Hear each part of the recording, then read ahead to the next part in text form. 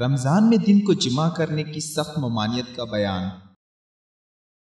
عن أبي هريرة رضي الله عنه قال: جاء رجل إلى النبي صلى الله عليه وسلم فقال: إن الآخر وقع على امرأته في رمضان، فقال: أتجد ما تحرر رقبة؟ قال: لا. قال: فتستطيع أن تصوم شهرين متتابعين؟ قال: لا. قال: أفتجد ما تطعم به 60 مسكينا؟ قال: لا. قال: فأتي النبي صلى الله عليه وسلم بعرق فيه تمر وهو الزبيل، قال: أطعم هذا عنك. قال: على أحوج منا ما بين لابتيها أهل بيت أحوج منا. قال: فأطعمه أهلك।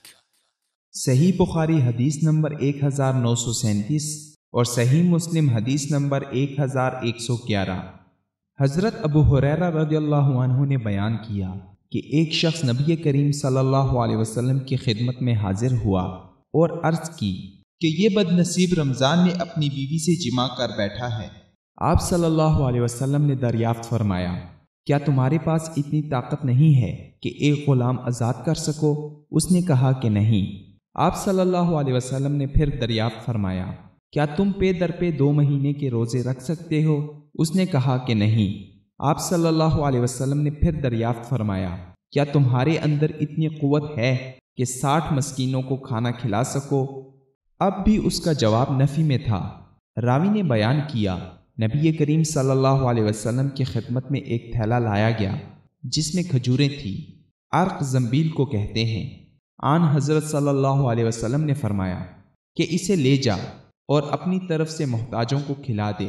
उस शख्स ने कहा, मैं अपने से भी ज्यादा मोहताज को खिलाऊं, हालांकि 2 मैदानों के दरमियान कोई घराना हमसे ज्यादा मोहताज नहीं। आप सल्लल्लाहु अलैहि वसल्लम ने फरमाया कि फिर जा अपने घर वालों को ही खिला दे।